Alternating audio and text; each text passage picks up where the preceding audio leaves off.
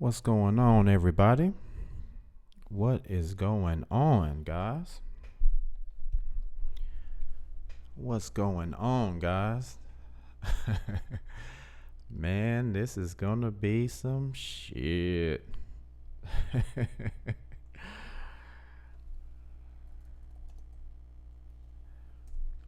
What's going on, guys? Let everybody come in the room. Looks like everybody's joining us now.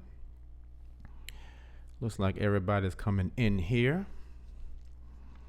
It's gonna be a good time to discuss some things. Let's let everybody come on in. We'll give everybody a few minutes so we can talk about this dude.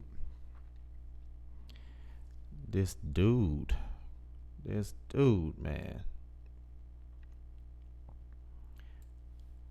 Happy New Year to everyone. This is my first stream of the new year. Happy New Year to you people. Happy New Year. Hope everybody had a good time. I didn't do really much of anything. I just drove Uber, drove some people around, made some money, drove for about 4 or 5 hours, made a little bit of money. It's a good time. It's a little dead in Nashville this year, though. New Year's was not as crazy as it normally is in Nashville, so I didn't know what was going on with that. I was expecting to make a killing that night, but I did all right. So what's going on, guys? I don't know if this is gonna be a really, really long stream. I always say it's not gonna be a long stream, and then we end up talking for a long time. But this was a very, very interesting show. It was a very interesting show. I haven't liked R. Kelly for a really long time. A really long time. What's up, Judain? I always say that wrong. I probably said it wrong again. But what's up, Jay? It's good to see you. It's good to see you in the chat, man. It's good to see you. Let's see. Let's just take a minute. Let's look and see who all is in here. Happy New Year to you too, Nubian sister. It's good to see you in the chat. It's good to see you in the chat as well. Looks like people are joining. People are coming into the room. Come on in here, people. Let's talk about this. Let's talk about this dude, man. I have a little R. Kelly story too. I don't think people outside the situation wouldn't know it. But I have my own little experience with R. Kelly.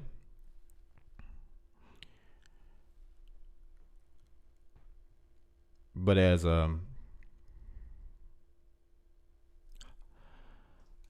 on one second. Thank you, Dorinda. If y'all don't know, man, I had to hustle to get this show going. Let me change that. Let me change this title. Thank you.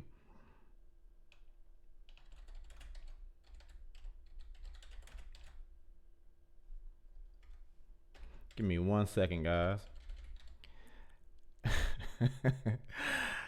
I want to talk to y'all about this person that's in the chat too.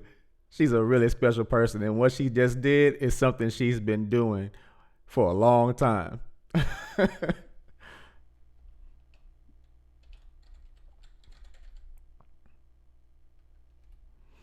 Give me one moment, guys.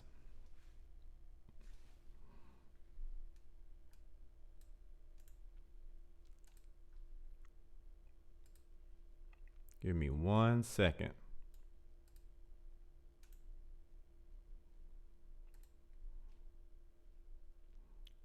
Give me 1 second here.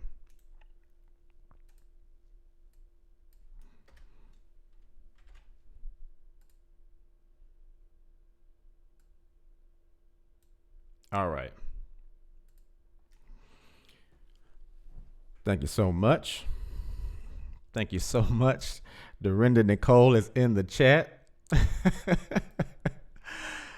Guys, I want to talk to you guys about this person, Dorinda Nicole, too. She's a very, very special, very, very special person. She's like family to me, her and her husband. Red Boy, what's up, Red Boy? Wish you the best in 2019, too. Great Dane, what's going on, Great Dane? It's good to see you. Haven't seen you in the chat in a minute, Great Dane. Hope you're all right. Hope everything has been okay. Hope everything has been all right with you. So yeah, no, this is not about Job at all. So, R. Kelly, the Lifetime episode about R. Kelly, surviving R. Kelly. Now, before we get started, this was my little experience with R. Kelly. As most of you guys who frequent this show know, I've been a choreographer and a dancer for a really long time. I'm going on 20 years now. And back in time, I was the director of a studio called Remix in Franklin. And this studio, of course, most dance studios are predominantly females, all girls, all little girls for the most part. One day, I was in the office. Now I was the director. This was basically my studio. I was in the office and the phone rang. And I answered it. The owner was there. She just happened to be in the office that day too. And I answered the phone, and it was R. Kelly's tour manager. And I said, yeah, what can I do for you? And this person said, this is, I can't remember her name. This is such and such with R. Kelly. R. Kelly's tour is coming to Nashville this weekend. And we wanted to know if you had any dancers that would be willing to dance in his show. And I had it on speakerphone. So the owner heard this. She knew who R. Kelly was. And I looked at her and I just went, and she was like, what? And I said,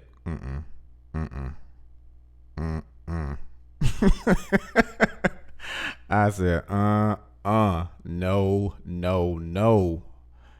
ma'am. She said, do you have any dancers that will be willing to dance with R. Kelly? And I was like, say what? Negative. Do you have any dancers that are willing to dance with R. Kelly? And I was like, no.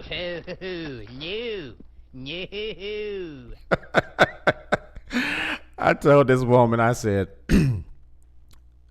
thank you for calling. I appreciate the call, but we are not interested. And she asked me why? Why not? And I just repeated myself.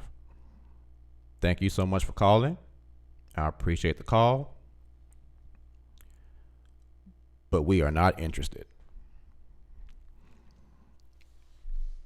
And so the director told the kids, now these were all teenage girls, and she told them, R. Kelly's tour manager just called and asked if we had any girls that would be willing to dance at his concert this weekend. And the girls all went, oh my God.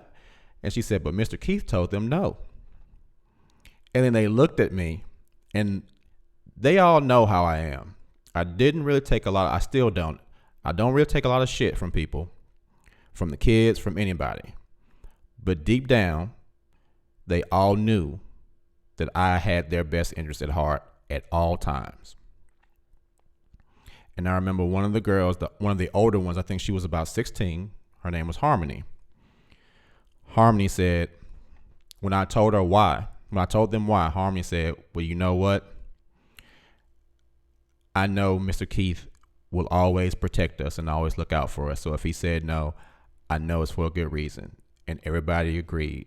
All the girls knew that I was there to train them and to take care of them as young females, because that's what men are supposed to do. We're supposed to protect the young females. So having said that, in this episode of this show, there were a lot of instances where the males, the adult males, failed these young females. So I'm not going to show the whole show, but I am going to go through a few clips of the show that I've already put together, and we can just talk about it, guys. And if anybody has views, because I actually had a really interesting Facebook conversation about this morning on someone else's Facebook page. And if someone is interested in calling so we can talk about it, let me know. I'll open the phone lines up. You guys can call in and we can talk about this thing. All right. So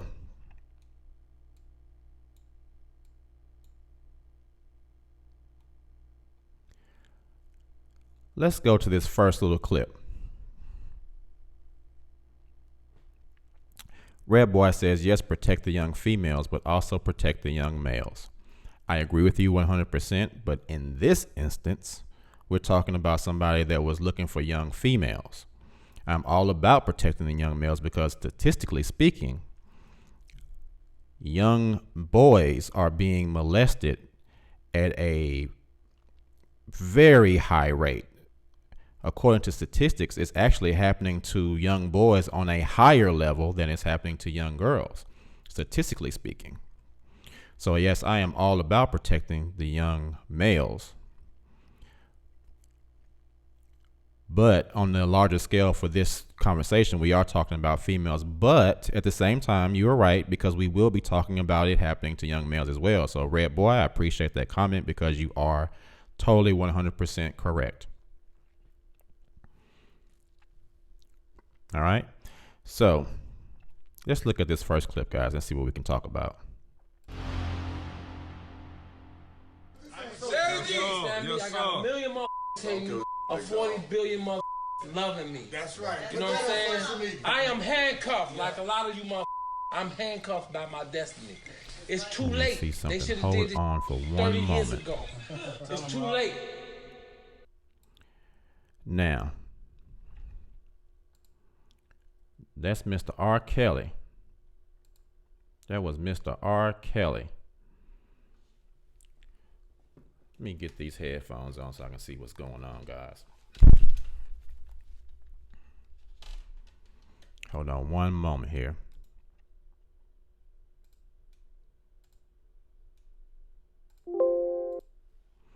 All right. I got a million hating me, a 40 billion loving me. That's right. You know what I'm saying? I am handcuffed like a lot of you I'm handcuffed by my destiny. It's too late. They should have did this 30 years ago. It's too late. Now,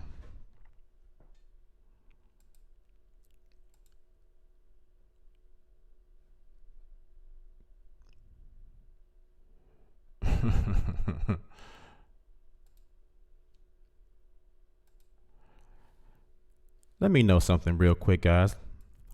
Let me know for sure that you all can hear that clip. Did you guys hear that clip?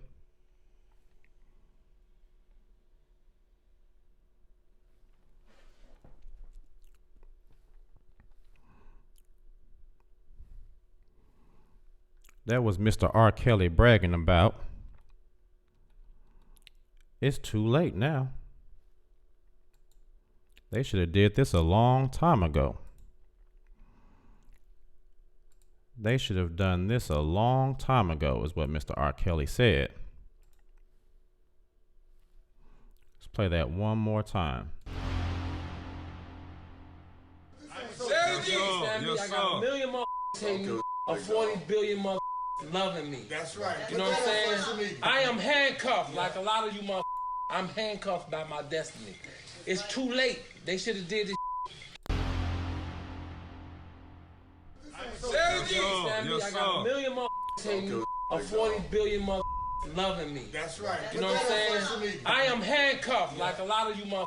I'm handcuffed by my destiny. It's too late. They should have did this 30 years ago. This dude. It's too late.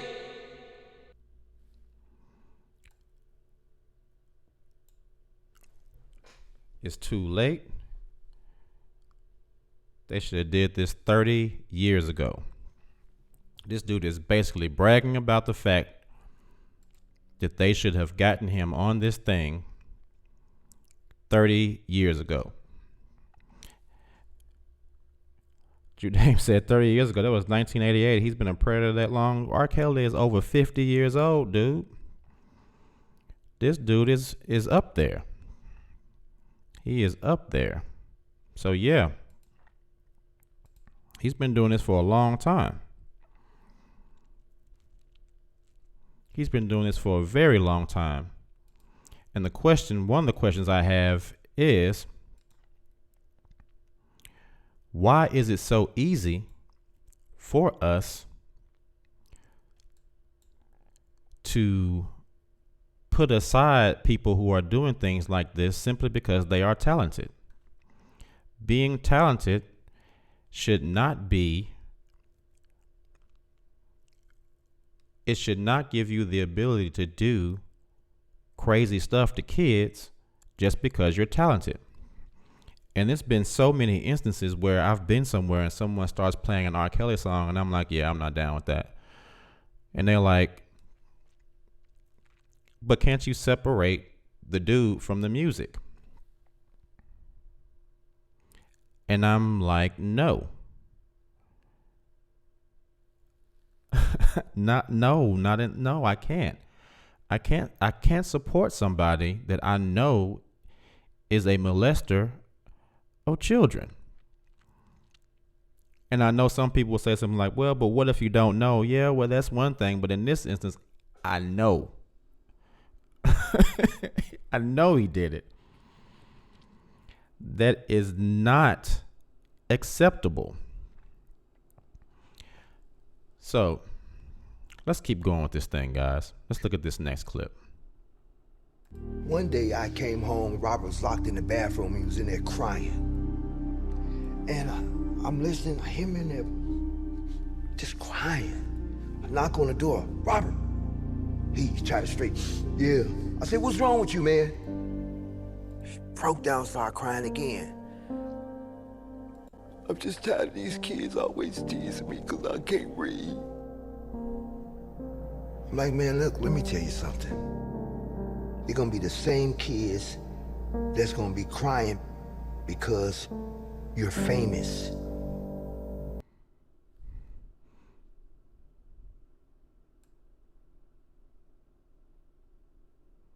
I'm gonna play that one more time. Now, I probably will play these clips a couple of times just so we can get the gist of them. All right, so let's play it one more time. One day I came home, Robert was locked in the bathroom. He was in there crying. And I'm listening, I hear him in there just crying. I knock on the door. Robert. He tried to straight. Yeah. I said, what's wrong with you, man? Broke down, started crying again. I'm just tired of these kids always teasing me because I can't read. I'm like, man, look, let me tell you something. They're gonna be the same kids that's gonna be crying because you're famous. Now, guys, yeah, as you can see, the clips will just be pictures. Otherwise, I'll get a copyright strike, so I'm not trying to do that. But there is an old African proverb that I'm sure each one of you have heard. And it says, each one teach one. Now, as Red Boy mentioned, when he said, look out for the males too, if R. Kelly's brother could read and he knew his brother could not read, instead of sitting there pumping sunshine up his ass talking about they're going to be jealous of you when you get famous, how about you say, brother, I can read and I know you can't, and you're tired of the kids messing with you because you can't read. So come over here and sit your ass down and let me help you learn how to read. That probably could have fixed a whole lot of problems. But he was probably too busy waiting for R. Kelly to get famous so he could get some of that money to really be concerned about doing something that actually would have helped his brother. So, Red Boy, I agree with what you're saying 100%. We need to look out for the young men too. These young men, these older men, need to pass down information to these younger men about things you should and you should not do. And we're going to get to that in a moment. All right? Let's look at the chat, because I think my friend Honest Conscious Dave is in the room. He always has some really good things to say. Judaim says, the same brother who later on in the show said that he likes older women and can't understand why people knock his brother's preference for younger women. You know what, Jay? I was going to get that clip, but I was in such a hurry. I don't think I got it. But you are so right. You are so right. Dorinda Nicole says he probably can't read either. Oh. HCD says Kelly admitted publicly that he cannot read. Yeah, at that point, you know, being 50 years old and not being able to read and being a multimillionaire, I'm gonna get my Kanye on this one. I'm not talking about slavery being a choice. I'm talking about not being able to read is a choice. I don't feel sorry for him because he didn't choose to learn how to read. I don't like when people try to say shit to try to make people feel sorry for them. That's ridiculous. You're a 50-year-old millionaire. You should probably if you want to learn how to read, you could learn how to read. Okay? So I'm not trying to feel sorry for R. Kelly for anything. All right. So let's keep this thing going. Let's go to the next one. All right. Talk in the book about how now this is the interview with Tavis Smiley and R. Kelly. Saw it. There were adults who should not have been. Pretty popular interview. Even when you were a child, what did that do to you to be exposed? One day I look about let's how see what's happening here. Exposed you were to sex. You saw it. There were adults. Child sexual abuse. Talk in the book about how. Oh, for real? My show just gonna mess up on me like that? My show just gonna disrespect me like that? Give me a second, guys. Child sexual abuse. Talk in the book about how exposed you were to sex. You saw it. There were adults who should not have been, but were coming on to you, even when you were a child. What did that do to you to be exposed to sex at that early age? Well, I'm not going to throw any of my people, my family under a bus, but I feel I owe my fans at least enough for them to have an understanding of what I went through.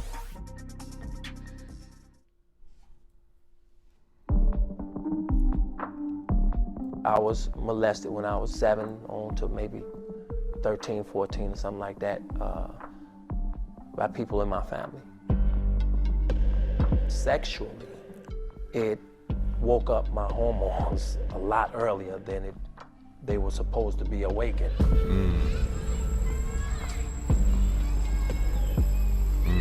When you're a child, you don't really know. You only see and you learn and you try to figure it out. It enhances your curiosity before it's time. Not supposed to be curious about sex because you're not supposed to see sex right now.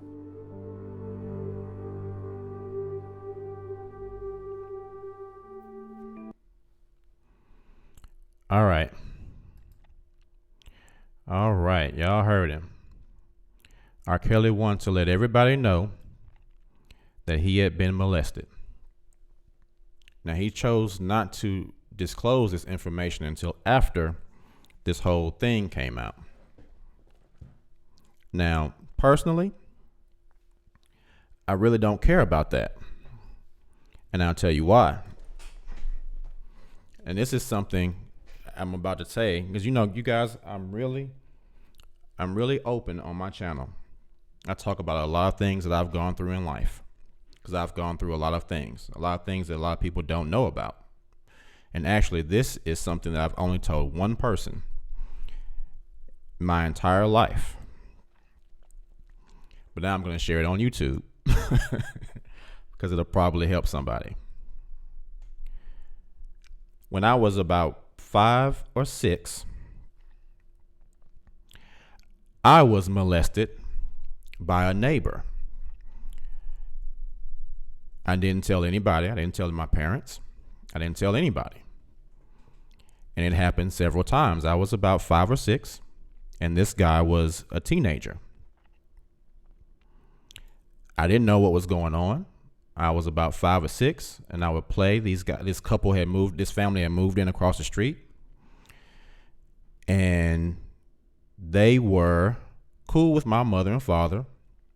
There was a husband and wife, an older sister, and a teenage boy. And the older sister and my mom would hang out a lot. They would come over to our house. I would go over to their house.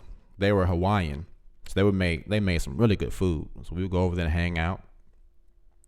And they would come over our house. Well, our house had a basement, like a large crawl space. I didn't know what I was doing or what he was doing, but he always would ask me to come in this crawl space when I was a kid. I was like 5 or 6. And it happened several times. But I didn't really know anything. I was 5 or 6 years old. All I knew is we were playing. That's what I thought. I didn't know anything about sex at that age. I was a child. And I don't say that for sympathy. I say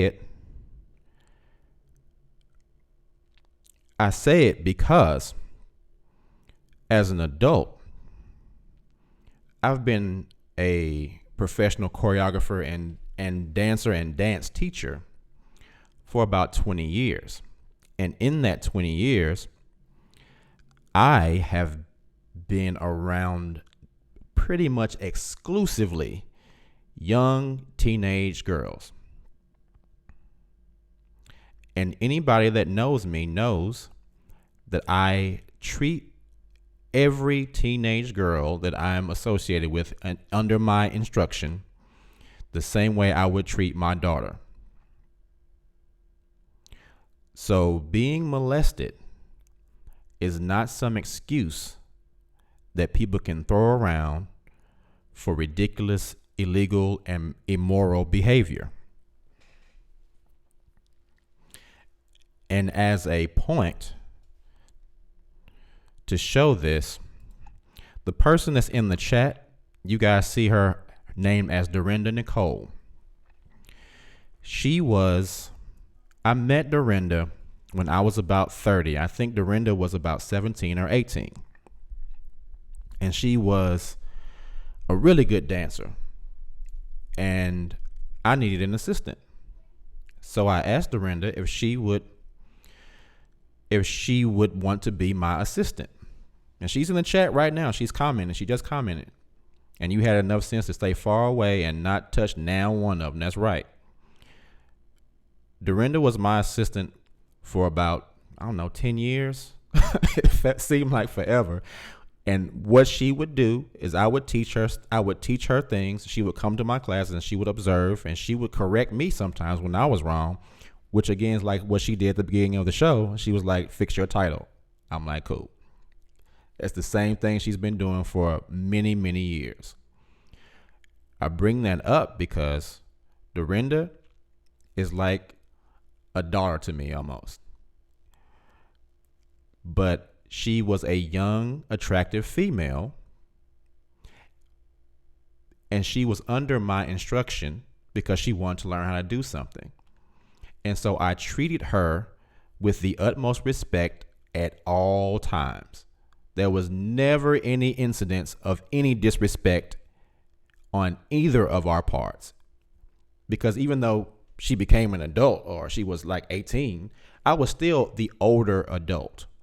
And it was incumbent upon me to use my age and wisdom to progress her career, not to take advantage of her for some illicit, ridiculous means. And so when people say things like the discussion I had on Facebook this morning, someone was saying that it was that these kids know what they were doing. A teenager knows what they're doing. That has absolutely nothing to do with the situation. A child is a child, and an adult is an adult. And if the adult is in the situation, he or she should behave like an adult. Now, it's the same way with a male and a young woman as it is with an older woman and a younger male. And that was a discussion on Facebook. The person was saying, oh, I guess I would be a victim if an older woman did something like that to me. And I said, yes, it's the exact same thing. A child can't enter into a legal contract with an adult because they are a child and they are unable to make adult decisions. The same way as in a sexual relationship, an adult and a child is not able to make a decision to have sex with an adult, and the adult should be enough of an adult to say no. Okay? So I don't want to hear any sorrow from R. Kelly about how he was molested. I don't care. I feel sorry for you that you were molested because, trust, like I said, I know how it feels. But it is not an excuse to pass that on to someone else just because it was passed on to you. If anything, it would be more reason for you to not pass that on to someone else because you know how it feels. Okay? And being an adult straight man, is that something I feel proud to say, that I was molested as I was a child? No, but it's fact. It happened. But it's something that I have to deal with.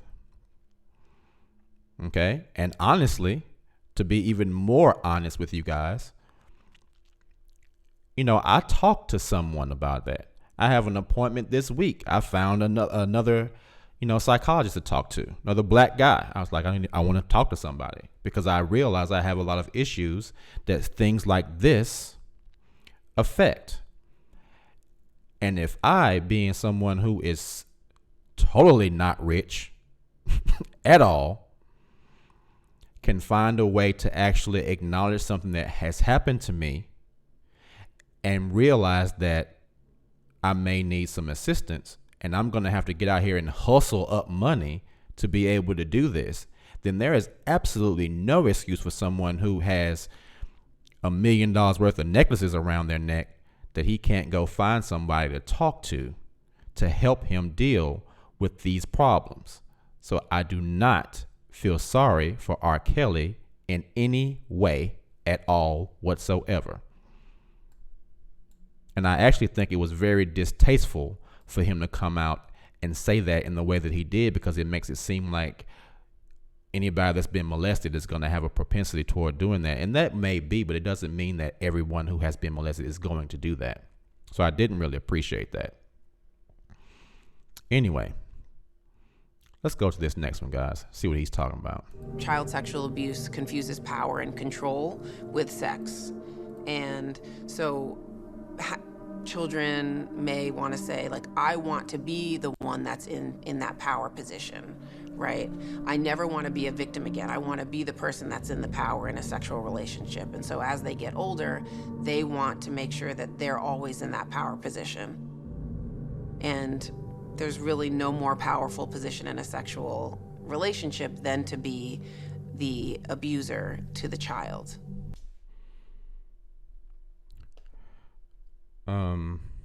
Let me go ahead and block somebody real quick.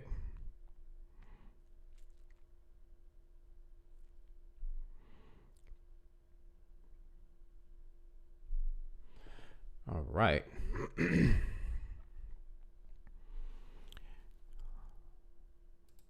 Talk in the book. Child sexual abuse confuses power and control with sex. And so children may want to say, like, I want to be the one that's in that power position, right? I never want to be a victim again. I want to be the person that's in the power in a sexual relationship. And so as they get older, they want to make sure that they're always in that power position. And there's really no more powerful position in a sexual relationship than to be the abuser to the child.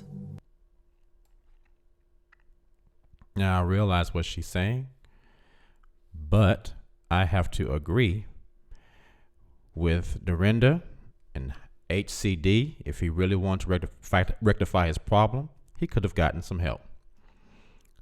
So I do not feel sorry for him in the least at all. Okay? And I've already explained why. So,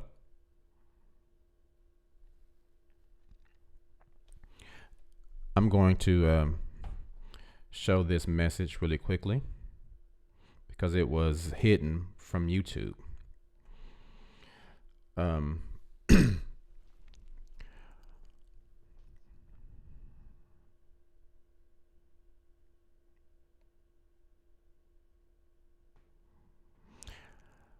So Dorinda Nicole says, from experience, she was date raped in college, and afterwards she had a twisted mindset for a while of trying to get back the power from what was taken. Not with kids, just of wanting sex on her own terms. I had to learn to remove the power loss issue from sex. It can be done. It's a choice. Guys, as much as most of us here, or a lot of us here, are ex-Jehovah's Witnesses, and we've talked about the molestation issues that are going on in that organization, and we talk about how we are trying to rebuild our lives after being indoctrinated for so many years. What Dorinda just said is an example of, if you really want to change and fix a problem, once you accept responsibility for the problem that you have, there is really nothing that can stand in the way of you fixing it but yourself. You can fix any problem. And what Dorinda said is basically what my channel is about, because I've had to fix a lot of problems in my life, and I am currently fixing a lot of problems in my life. But I have never made excuses for anything that I've done or anything that has happened. It was my choice at some point. Somehow, the choice was up to me to fix the issue. And I appreciate you, Dorinda, for sharing that. Because it's a very, it's people who have been in a situation like that.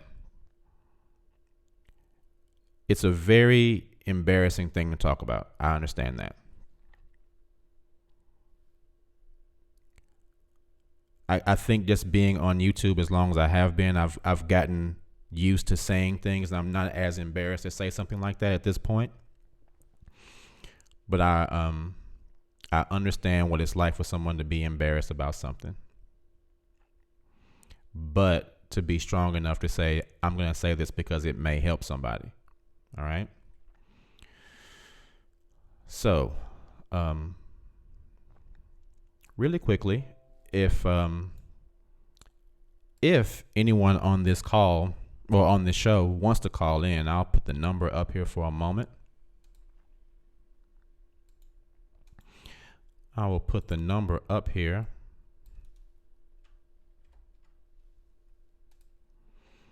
And if anyone wants to call in and share an experience or talk with someone about something to help everyone out, hey, it will be much appreciated.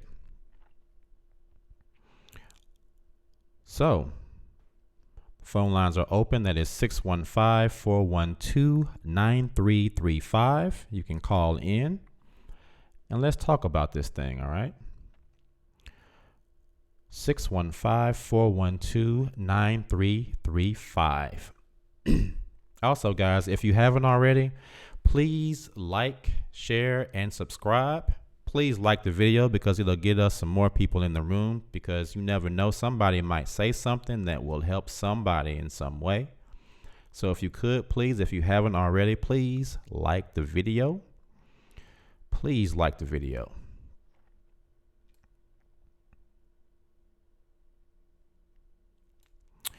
All right, guys. Let's go to this next clip real quick. Because he was musically genius material. Did he ever talk about his home life? No, he didn't talk about that, but you knew about it because it came out in the music and what they expressed, you know. Children express what they fear or they love that's around them, you know.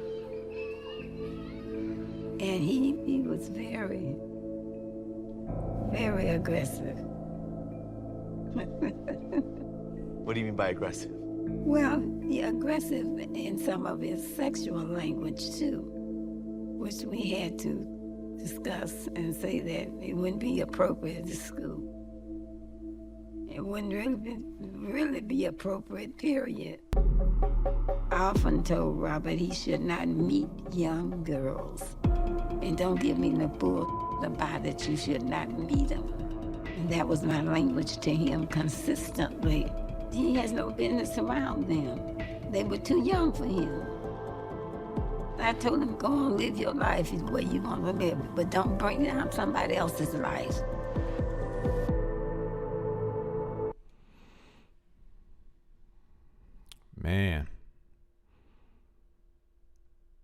Man, let's play that one more time. Because he was musically genius material. Did he ever talk about his home life? No, he didn't talk about that, but you knew about it because it came out in the music and what they expressed, you know. Children express what they fear or they love that's around them, you know. And he was very, very aggressive. What do you mean by aggressive? Well, yeah, aggressive in some of his sexual language too, which we had to discuss and say that it wouldn't be appropriate at school. It wouldn't really be appropriate, period. I often told Robert he should not meet young girls. And don't give me the bull about it, you should not meet them. And that was my language to him consistently. He has no business around them. They were too young for him. I told him, go on, live your life the way you want to live, but don't bring down somebody else's life.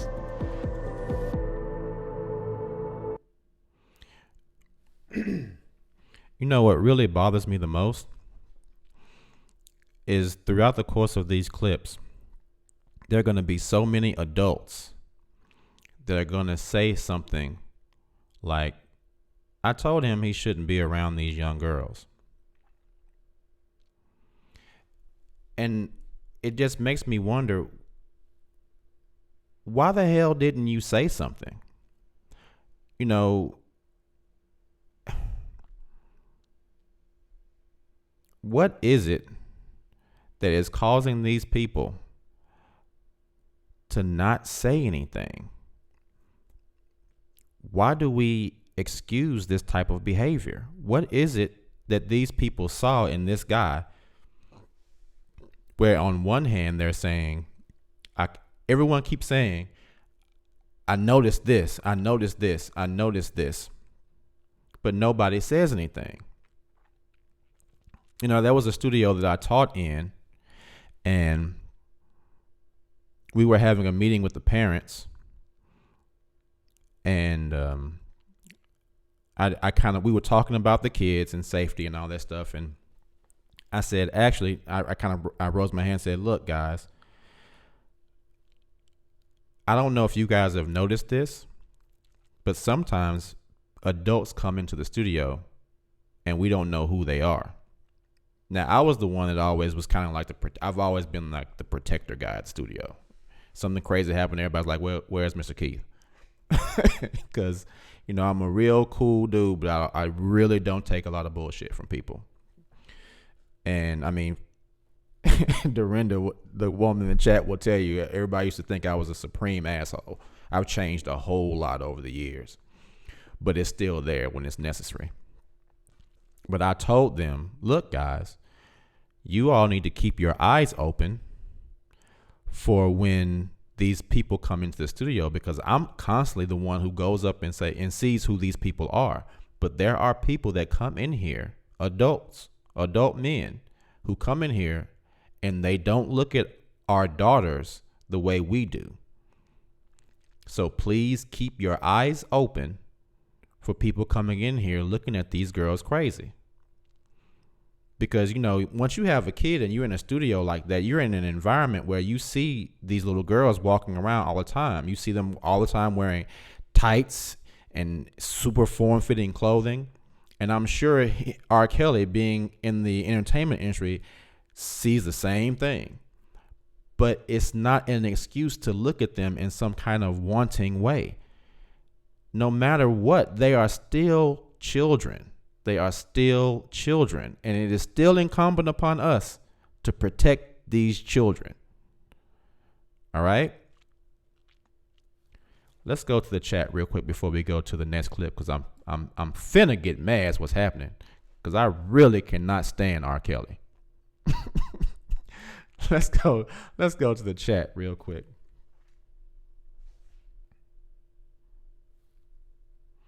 Let's go to this chat real quick. Great Dane says, you deserve so many more subscribers than you do. Your subscriber numbers will someday match the quality of your channel, which is very high. Great Dane, thank you so much. I really appreciate you always have such nice things to say when you come into the chat. I really appreciate you. And I'm pretty happy. I mean, you know, 7,400 subscribers since February. It's a nice growth. Most of the people I've talked to, I've actually talked to a YouTube manager. She said, hey, that's really good growth for the amount of time you've been doing it. So I'm really pleased with it, but I understand what you're saying. And I'm sure it'll keep growing as long as people like you keep supporting the channel. So I appreciate you guys so much.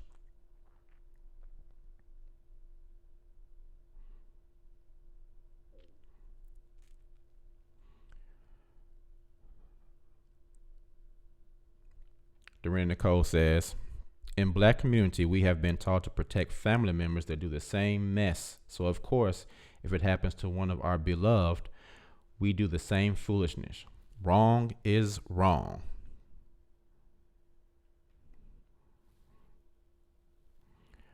And I agree, Dorinda.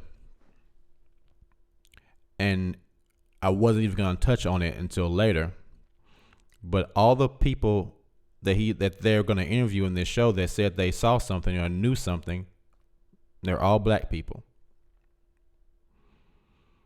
Why are we doing that? Why are we doing that? HCD says they've given R. Kelly a pass for many years. When it did get hot for him in Chicago last decade, his attorney Ed Jensen would deflect blame and create a persecution complex for Kelly.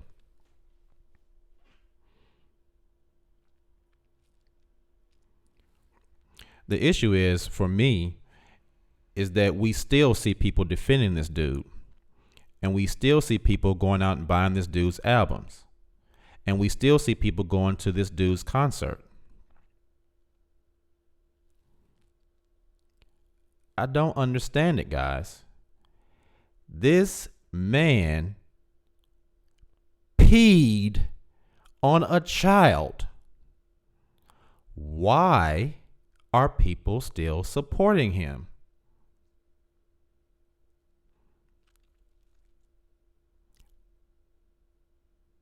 If R. Kelly peed on your daughter, would you still pay for his album? Are you going to say, I know, me personally, myself, I hate when people say me personally because that's such a redundant thing. But anyway, me. It would be just like me saying, I know R. Kelly peed on my daughter, but dude, Step in the Name of Love was just the business. I gotta go see him. Not only me, but my daughter would probably look at me like, for real? And that's another thing that I noticed in this show. There are no fathers talking about what happened to their daughters in this video. None.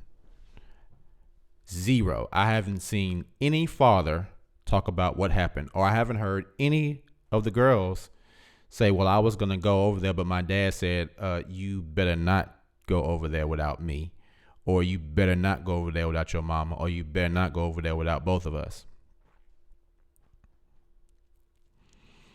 The problem is, guys, really, in my opinion, you know what? We'll get to that in a minute because I'm about to start ranting. Let's go to this next clip, guys. Let's go to this next one. Right across the street from because he was musically. right across This the one street really from pissed High me off. School. I would This see one really pissed R. me off. Kelly there on a regular basis, and these were high school girls, freshmen, sophomores. I couldn't tell exactly, but I know they were students at the high school. His nickname is not Pied Piper for nothing. Pied Piper's whole purpose is to bring the young people to him, to follow him, to admire him, to listen to him. And so he's good at it.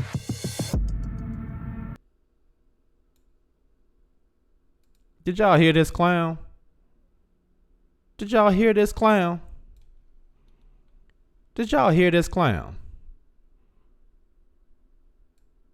This clown ass dude. Did y'all hear this clown? Listen to this clown one more time.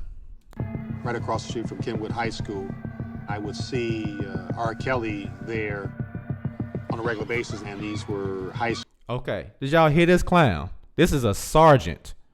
This is a sergeant. This is a black male sergeant. Did you hear this clown? I'm going to play it one more time. Right across the street from Kenwood High School, I would see R. Kelly there on a regular basis, and these were high school girls, freshmen, sophomores. I couldn't tell exactly, but I know they were students at the high school. His nickname is not Pied Piper for nothing. Pied Piper's whole purpose is to bring the young people to him, to follow him, to admire him, to listen to him. And so he's good at it. Y'all hear this motherfucker here? This shit really pisses me off. This is a sergeant. He says, I would see R. Kelly at the high school all the time. This is a grown-ass man seeing another grown-ass man associating with children.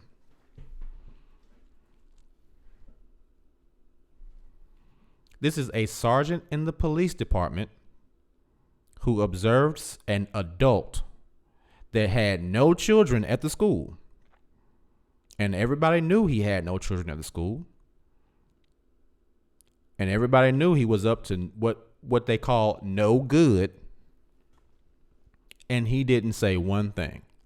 Why didn't he go over to R. Kelly and say, excuse me, Mr. Kelly, can you carry your old ass home and get away from these goddamn children? Please, sir, immediately. Thank you.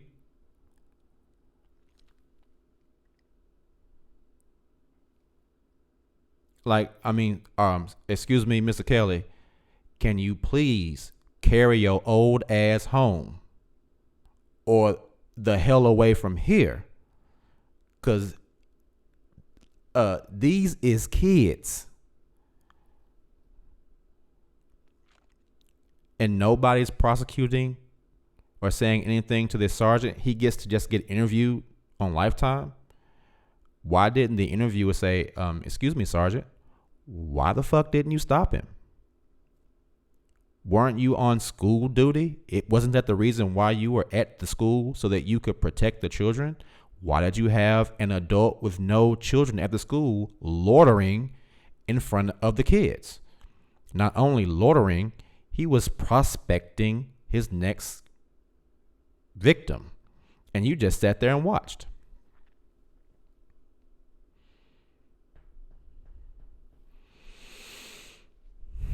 Let's go to the chat, man, before I throw something at this damn computer screen. I ain't gonna do that because I like my computer screen. Nubian Sister says, children need our protection, period. I was 5 years old and accosted by a white adult male on a secluded staircase in Brooklyn, New York project. Why was I alone? I could not even watch the show. Nubian Sister, I'm so sorry to hear that. I'm so sorry to hear that. But see, here's what I was going to rant about earlier. Why the fuck aren't their parents being prosecuted right now? If these parents knew that these children were being given to R. Kelly, that is basically child prostitution. Those parents were giving their children to this man just so they could make money. It's the same way as in the XJW community, we're mad at the elders for covering up all these molestation cases and not giving the names of the molesters to the police. These parents gave their children to a molester in hopes of financial gain. That's child prostitution. Why is nobody going after the parents? On top of that, why the hell would the parents do that in the first place? Why are we so hard up for money that we're willing to prostitute children? Why aren't all these people on this show who saw something not being prosecuted? All these adults.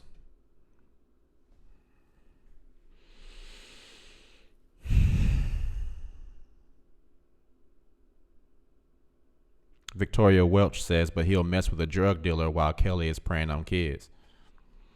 The problem in the black community is we don't have a problem exalting people to high positions who have no right to be exalted to in that position. We exalt the wrong shit. We exalt the wrong shit. You can have a hot album and pee on kids. You can give away a turkey and sell drugs. You can have an album where all you talk about is doing drugs, passing around women, calling women all out their name, then go to an award show and ask for and say, God, thanks God for giving me this award. Like God didn't have nothing better to do than to make sure that you got an award for the album that you made, talking about having sex with every woman and passing them around and calling them all kinds of crazy names. Come on, bro. Anyway. And we exalt that stuff. We pay money to go see people do that. We pay money I don't, but we pay money to go see people demean us.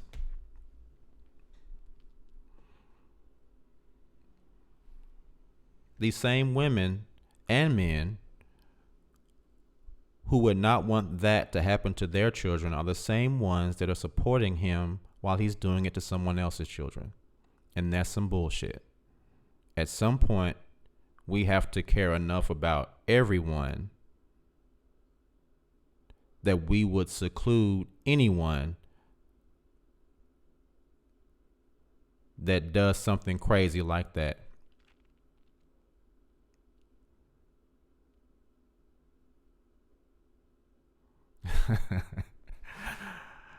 Tell Mila, Uncle Keith says, good night. All right. That was to Dorinda Nicole. Yeah, I know, Dorinda, me either.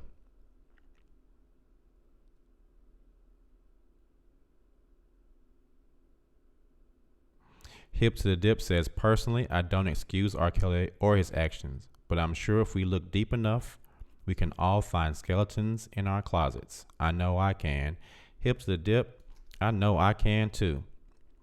I got a lot of skeletons in my closet, but all the skeletons in my closet are adult skeletons. That's the problem. Let's look at the next one. The first time I saw R. Kelly, I was probably around 12, maybe 13. You would see the Ford Explorer pull up. There were a bunch of girls in Kenwood jackets, in high school clothes. You would see him and his group of guys come in and kind of hang out. Mr. Kelly wants to meet you. And you look over and he does like a little nod. If you're the girl that smiles back, that's when he starts talking to you.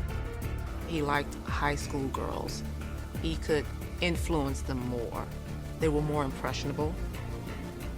He tries to slide in that space where girls don't know better yet, where they can't necessarily spot a predator. People will say, well, why didn't anyone notice? The answer is that we all noticed. No one cared because we were black girls.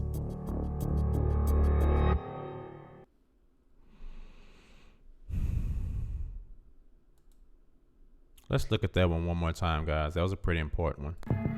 The first time I saw R. Kelly, I was probably around 12, maybe 13. You would see the Ford Explorer pull up.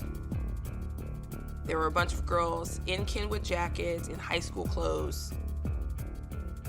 You would see him and his group of guys come in and kind of hang out. Mr. Kelly wants to meet you. And you look over and he does like a little nod. If you're the girl that smiles back, that's when he starts talking to you. He liked high school girls. He could influence them more. They were more impressionable. He tries to slide in that space where girls don't know better yet, where they can't necessarily spot a predator. People will say, well, why didn't anyone notice? The answer is that we all noticed. No one cared because we were black girls.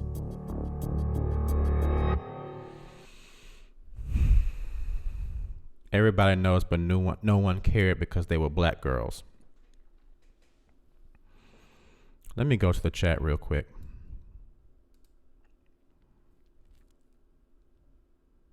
Hip to the Dip says, what? I was 14 years old. I had a sexual relationship with a man who was 43.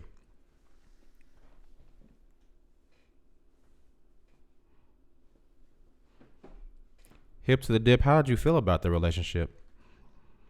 How do you feel about it now? You know, Hip to the Dip, you should call in and tell us about that. That would be something interesting to hear and see how you feel about it and how you entered into that situation.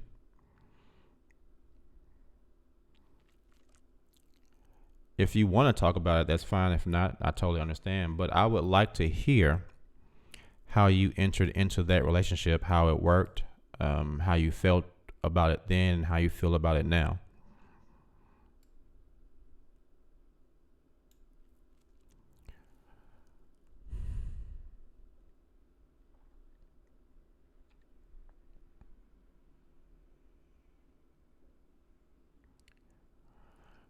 The issue is that our little black girls don't have enough people looking out for them. And it's saddening. Now I will say this, and I'm not putting her on blast. But in the congregation, there was an elder that made my daughter feel uncomfortable. This is after I had stopped going. I didn't even know about it. And her mother and her brothers told me about it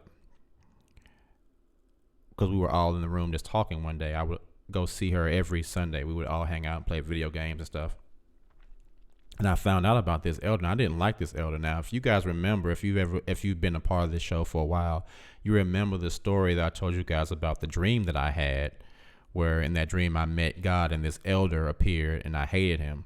Well, ironically, the elder that I dreamed about in that dream all those years ago when I was 25 was the same elder that made my daughter feel uncomfortable. How is that for divine warning? I mean, this probably happened 4 or 5 years ago, and I had that dream almost 20 years ago.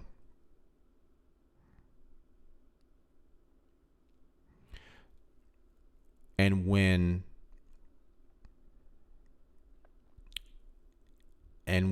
I confronted them, like, why haven't y'all said or done anything? I was pissed. And I was almost out the door. I was like, I'm going to go see this dude right now. Now, he didn't do anything to her. He just looked at Alexis in a way that made her feel uncomfortable. And her mom begged me not to. See, one thing I've always done, I've always tried to be really cool and calm around Alexis. Excuse me. And when that happened, I told Alexis, Alexis, I try to keep you away from crazy daddy. Alexis hasn't really seen crazy Keith, and I try to keep her away from that. Sorry, that was my echo. I said Alexis, and they thought I said Alexa. I try to keep her away from seeing crazy daddy because I never really wanted to scare her, but her mom knew. And her mom begged me. She's like, Keith, please don't do that because you're going to make it super hard for us in our congregation. And I almost went anyway. I almost did it, but she literally begged me. She was like, don't do that. Please don't do that. We'll take care of it. I promise we'll take care of it. And it gotten taken care of. But what was funny, Alexis later told me, and she said, we were at the assembly and we saw him looking at somebody else the same way. And Alexis said, you should have let daddy go over there and do something to him. You should have let him do it. So a lot of these people are allowing things to happen without having some type of protector in their lives for these little girls. And no matter what people say, I know people are all about, I can do everything myself, all that stuff. It takes two. Because even though me and Alexis's mom have not been together in 12 years, whenever something happened, we were still co-parenting for our daughter. There was never a situation where our daughter needed anything where both of us were not present if she needed us there. Period.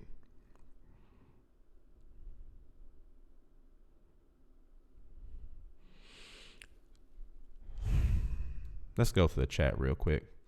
Because this show made me so mad.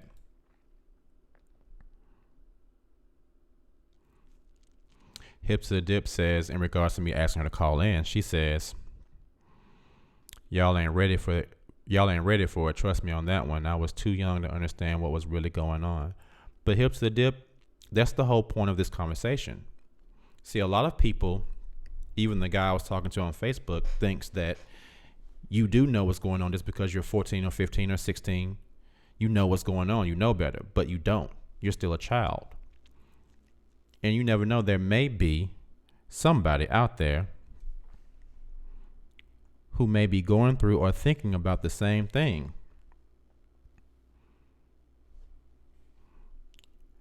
One thing I've learned in doing this show and being on YouTube is that you never know what you're going to say that's going to help somebody, and you never know who you're going to touch. I really had no idea doing this channel how many people I would touch. And having videos that have, 500,000 views, 150,000 views, 200,000 views, those are a lot of eyes. And a lot of people have a lot to say, and a lot of people have thanked me a lot for something I've said. And I don't say it in a bragging way. I'm saying it to you, Hips to the Dip, too, because you have information that could help somebody. You really do. And the whole point of this channel is to help people. All right. So that's the chat numbers. The call-in number, 615-412-9335. Let's go back to the chat real quick. Great Dane says, remember the 1996 movie A Time to Kill and the closing argument? Now imagine she's white. Powerful.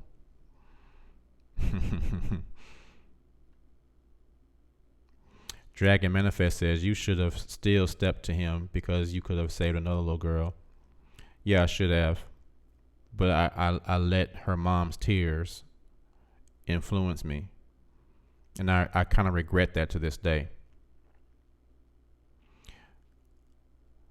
HCD says, for grown men and grown folks, period, there's this thing called accountability. Even eventually all are held to it, even R. Kelly or Jehovah's Witness elders. True. Facts. Nubian Sister says, these predators have the same MO, i.e. the clergy who molested vulnerable prisoners, the Olympic doctor who molested the athletes, etc. They achieve positions that give them access to their prey. Very good point, Nubian Sister.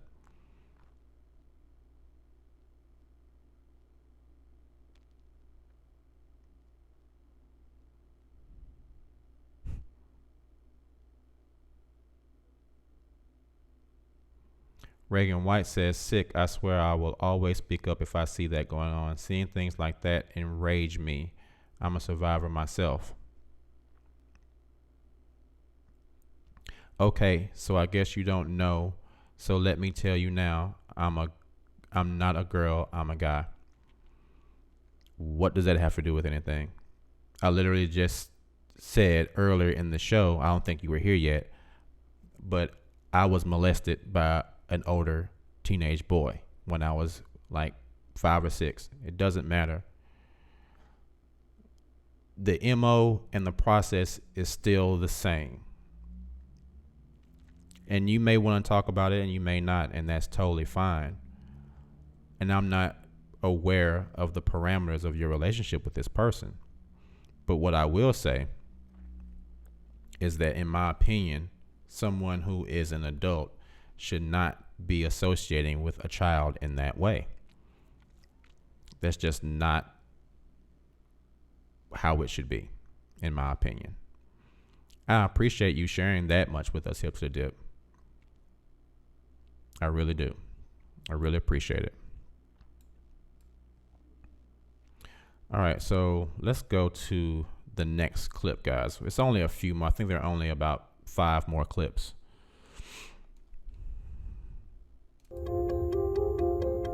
My name is Jovante Cunningham. I've known Robert Kelly since 1991. At that time, I was about 14. I met him through a dear friend of mine, Tiffany. She was also, 14. I would hear different things, but I didn't realize what was going on at the time.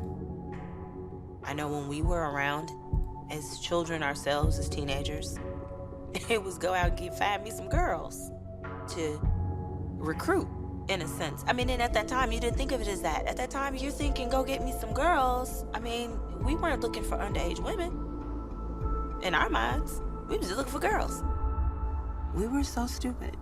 Just so naive. The first time I witnessed a sexual act in the studio was during the recording of Slow Dance, the remix. He had one of my teenage friends in the booth with him, bent over. And we were all right there. I will not say with whom, but none of us were of age. How did it feel to be a 14-year-old girl in this world?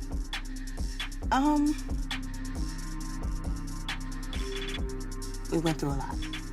We experienced a lot. We saw a lot. It was a period of time when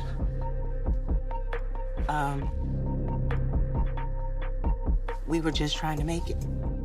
We had big dreams, and we thought we were gonna be somebody. We were out on the road with Aaliyah. On a tour bus, there really aren't any confined spaces. When you get on the bus, there are bunks. And so these bunks have little curtains you can pull at night if you don't want anybody to see you sleeping. So it just so happened we were all laying in our bunks. And curtains are open, everybody's communicating, laughing. We used to play different pranks on each other. And I think it was intended to prank time when the door flew open on the bus. Robert was having sex with Aaliyah.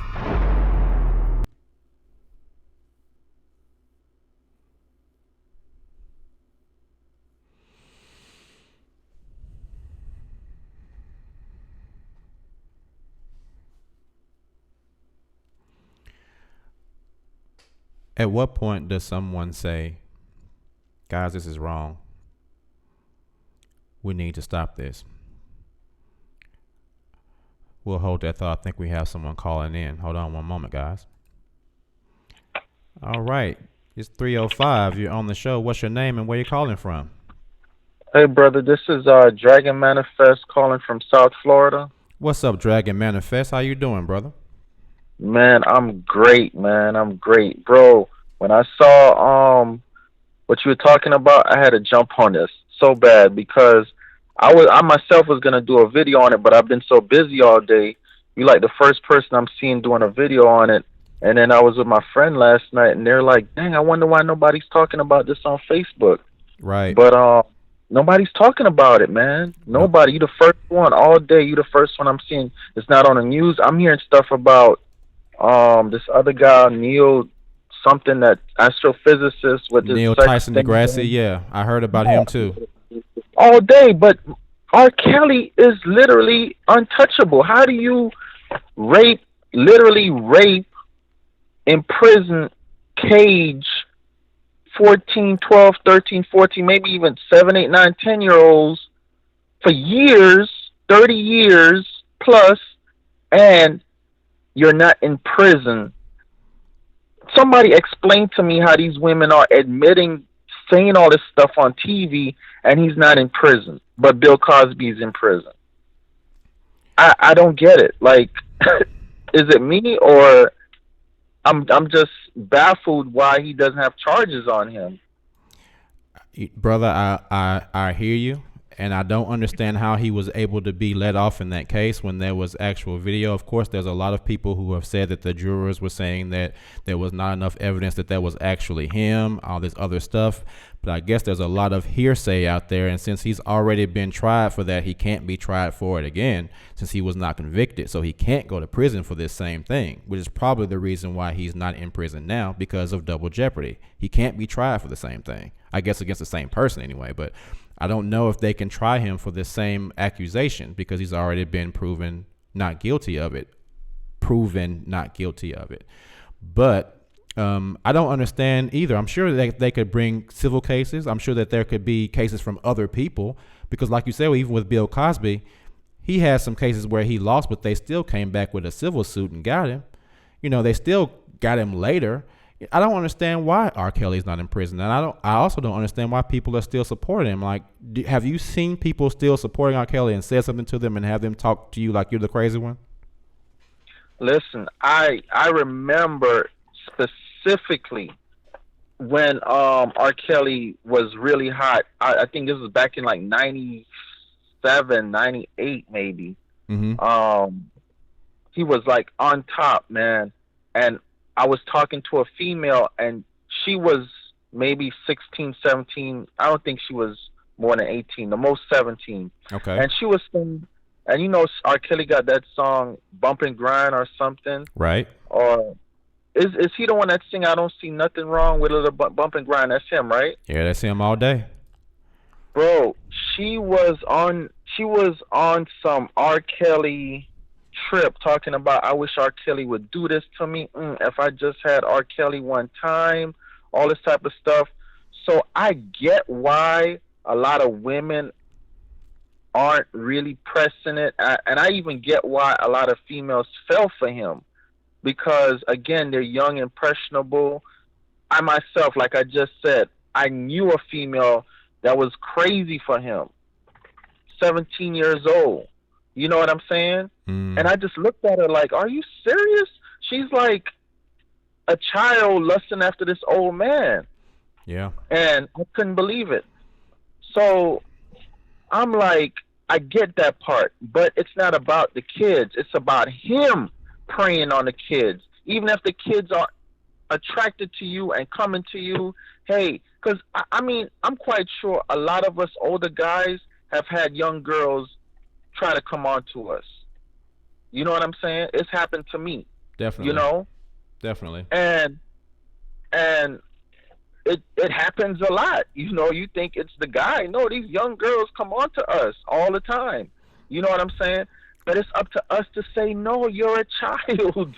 You know what I'm saying? I agree with you 100%, bro. 100%. It's happened to me several times. Like I said, being a choreographer and a dancer, you know, these young girls see a straight guy dancing, and they're 13 years old, 14, 15. Their hormones are crazy. I've been to a studio where a teenage girl grabbed my butt when I walked by.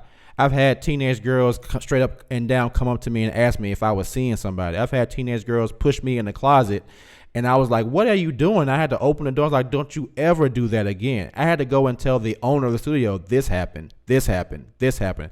Keep an eye on this girl. Do not let her around me at all, because this happened, this happened. It is incumbent upon us as adults. Just because somebody likes you, or just because some teenage girl likes you, does not mean that you have the right to do that with them. They're children. That's, like you said, I agree with that. It's up to the adults to set the precedent. The onus is on the adult. The onus is not on the child.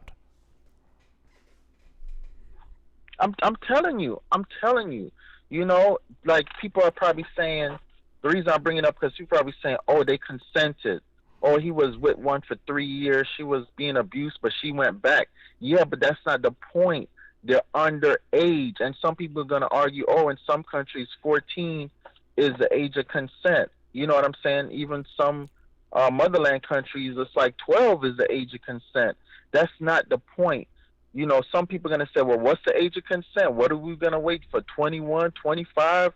I mean, what's the age? That's not the point. In this country, there are laws, okay?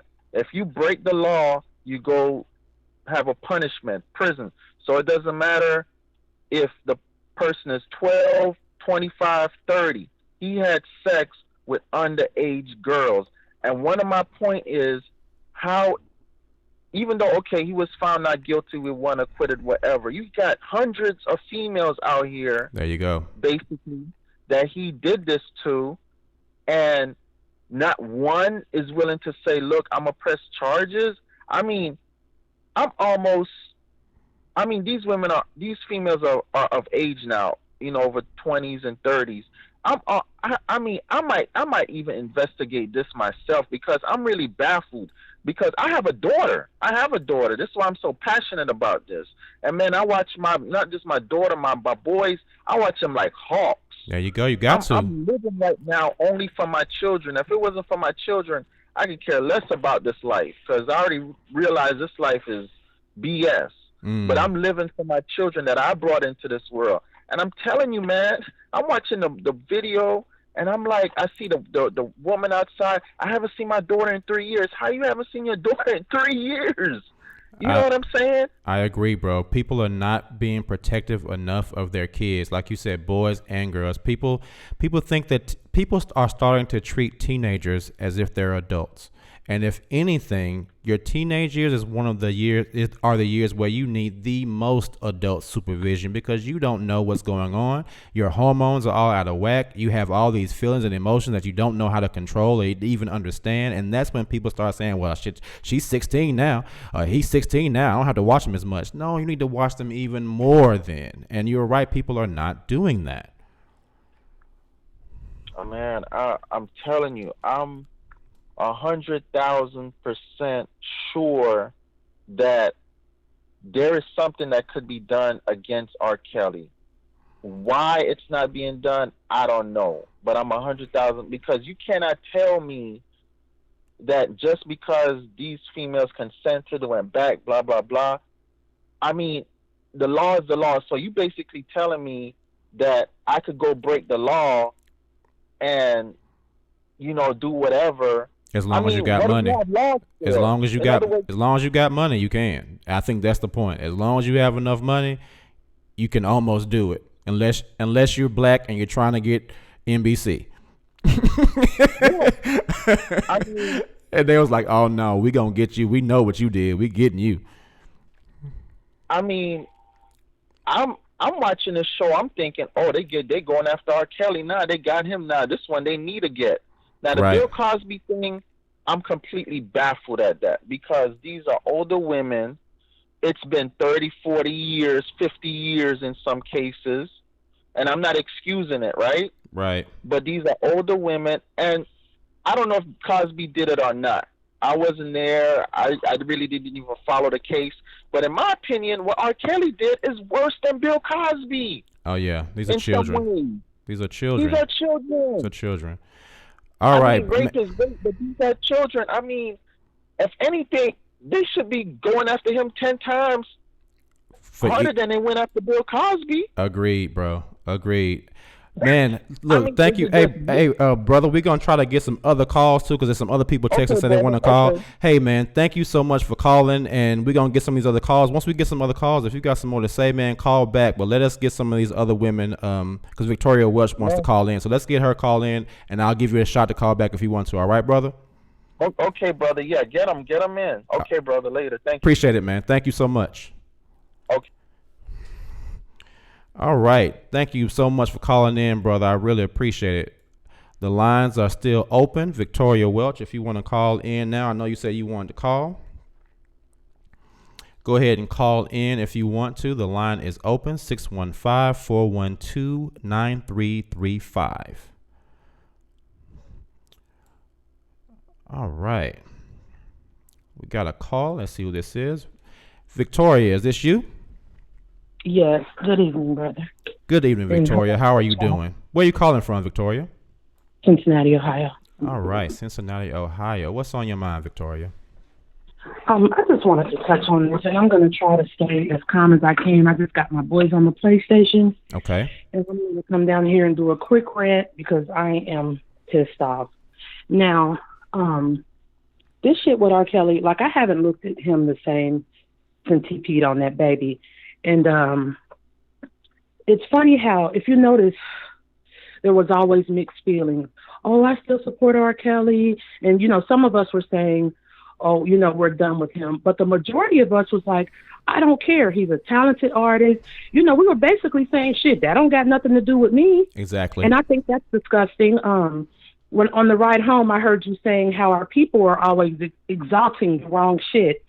And that is like one of the truest statements I've ever heard. Like, you can literally be someone's favorite artist and they don't even care about your morale. Right. Like, if you're one of the top whatever, nobody cares. It's like, oh, it's not my daughter.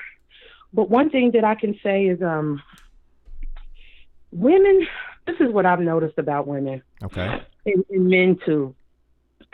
Anybody that will sit there and condone what R. Kelly did is a pedophile apologist, and you need to keep your children the hell away from these people. Agreed. Anytime somebody can sit there, okay, years ago when this tape first came out, I was in the hairdresser after hours because I was kind of cool with the girl, so I just kind of went there late at night, and we were just drinking champagne and watching movies, and she was doing my hair. And she said, y'all want to see that R. Kelly tape? I said, yeah, because I want to see if it's him. Because, you know, everybody is his loyal fan base. Oh, that ain't him. That's his brother and all that shit. Mm-hmm. They put the tape in. I said, that's him. Oh, it was undeniably him. I remember seeing it too. It was undeniably him, and that girl was undeniably 14. A child, period. Mm-hmm. Those bitches said, oh, well, she shouldn't have had her fast ass there. See? What happens when you're trying to be grown. See? Do you know the moment she got done with my hair, I never, ever went to her again. That is ridiculous. Why do people why are we treating children like they're adults? Like, because nobody values the lives of children, for one. And then for two, I'm going to tell y'all something. Women that normally condone this is the epitome of misery love company. Normally, women who condone this, it's happened to them. Think, years ago, I used to think that, that the R. Kellys of the world and, the Uncle Chester that's been molesting all the kids in the family, I used to think that they were just, here and there. But from my days of being on YouTube, I truly believe that most people in our community are being molested, have been molested. This is not just isolated little drops in the bucket here and there. Most of our people have been molested. The statistic is 1 out of 4 young black girls have been molested by someone in their family. 1 out of 4. That is a staggering and a disgusting statistic. And then the thing is that those are just the ones that they know about. Exactly. So that's scary. It is. And then another thing, this is the problem, and this is why R. Kelly, I'm sure you've heard that saying, in order for evil to prevail, good men sit back and do nothing. See, this is what these type of bitches do that still support R. Kelly. You'll have a R. Kelly in the family, and he used to touch your mama. So since he used to touch your mama, and he still gets to come around, because, grandma loves him, and she doesn't want to put him out, so he still hangs around. Right. Well, mama has a baby, so he starts molesting her, too. And, he molests your cousins and your nieces, and nobody ever says anything. He comes to the Sunday barbecue. He gets the biggest piece of chicken. He's telling you to get him beers and shit out of the refrigerator, even though he's been touching you. He's still somehow the king of this family. Right. And the moment you decide to say, he's been touching me, like, why are you guys, why is he still allowed over here? Every woman in that family is going to say, oh, you trying to tear this family apart. You just being fair. When nobody touched you if you ain't have on them damn shorts. See, our community is screwed. It's so true. These are pedophile apologists. I see why my mother never, ever. I used to think my parents were the most strictest, most non-understanding people on earth. Please, my parents protected me with every bone in their bodies. My parents knew. The thing is, when you let your child spend a night over in R. Kelly apologist's house, you're putting your child in danger. Because if you can look at R. Kelly and still find some smidgen of a reason to support him, that means you allow it to happen to your children, and you allow it to happen to somebody else's children. Agreed, Victoria. Very well said. Very well said. Stories where when somebody says, I told my mom and she did nothing, or I told my mom and we told the police and we never talked about it ever again. It's like these women, they're almost pissed, that the story has come out. Like just stop talking about it. Like it's this child's fault. Like our community, I had to get that out. This is disgusting. I agree. And another, speaking on what you said, as Black people, our community, we don't like to be embarrassed. We would rather hide something that horrible than for it to get out, and then people be like, "That's them people. That's the ones that they were molesting them." We don't want to be embarrassed. We would much rather let that behavior continue and save face than to and let allow it. Someone to suffer in silence. There you go. Than to shame your family. That's probably already sorry as hell anyway. This 9 times out of 10, this family ain't shit to begin with. Agreed. So what the hell are you embarrassed about? Like, oh my God.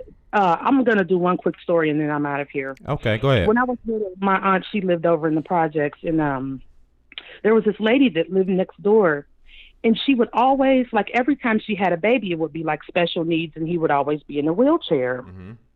Well, me and my mom are really close, and even as a child, I could tell my mom and ask her anything. And around the second or third baby, I said, Mom, what's wrong with her kids? Why are they, like, she's always having, like, retarded kids. And she was like, baby, that's called incest. She said, Sal, that family always been like that. She said, why you think I don't let you go over there? Damn. That's how I'm it talking is. about this woman constantly popped out special needs children. Nobody did anything. It's like Nobody normal. thought that it was incest. Nobody thought to think that it's incest and say something. She coming out with retarded kids and people don't realize it's incest.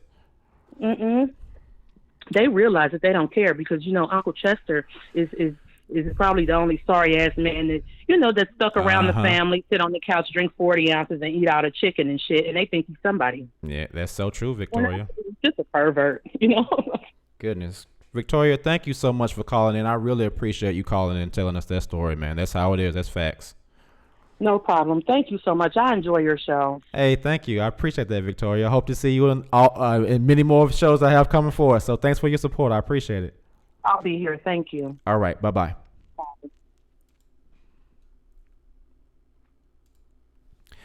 I'll tell you guys something. I know you guys have heard me talk about my family, my mother and father, and us not speaking.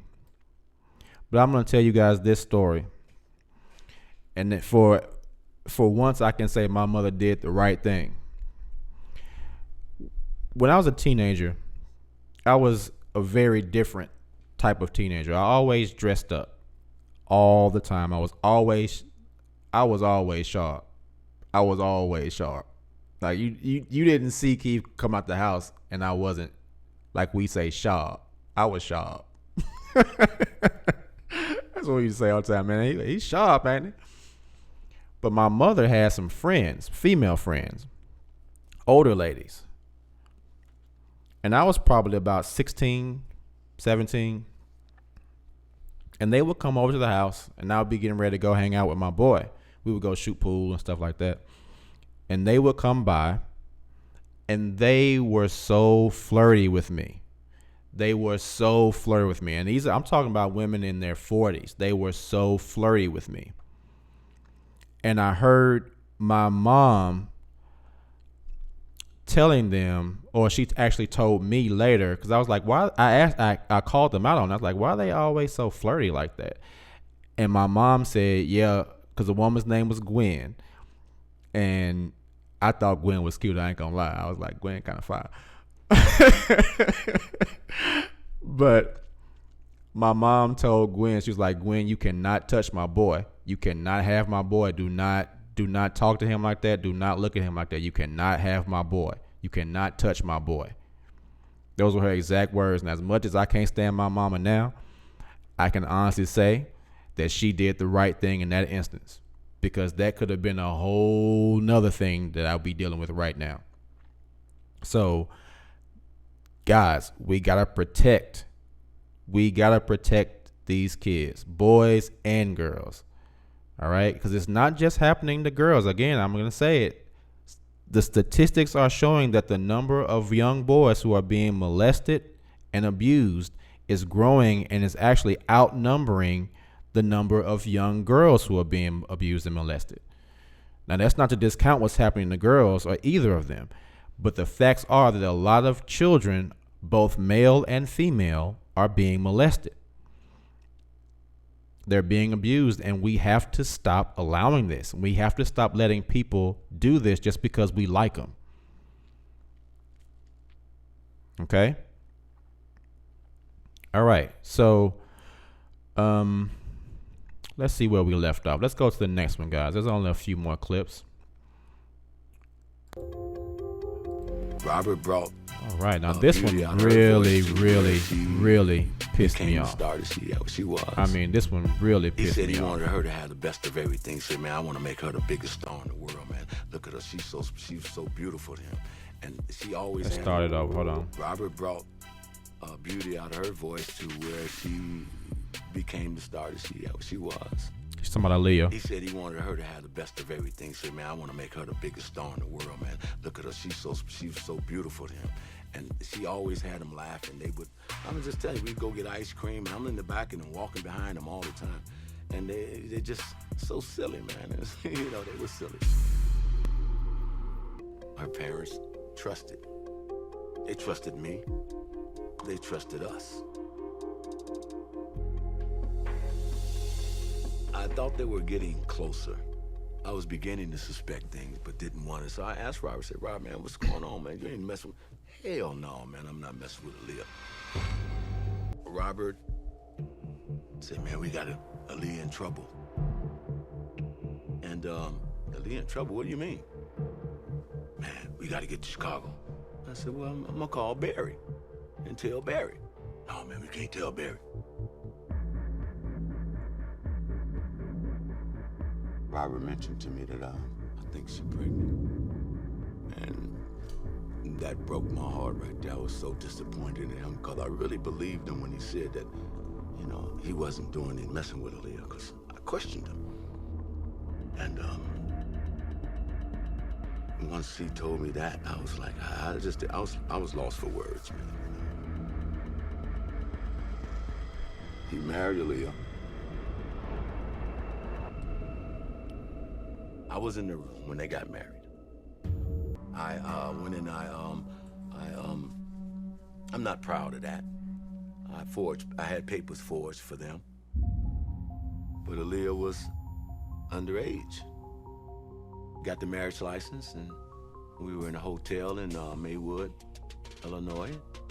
It was just a quick little ceremony, nothing elaborate. She didn't have on a white dress. Robert didn't have on a tux. Just everyday wear. And Robert said, I do. He said, I do, him and Aaliyah.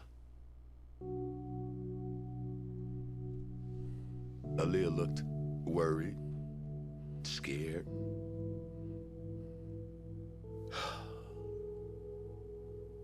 Worried and scared. I wanted so much to grab Aaliyah and talk to her. I wanted so much to talk to her. Because she looked at me. She gave me a look like she wanted me to talk to her. That's where I felt like I left her. I failed them, both of them. I knew that it had changed the course of everything.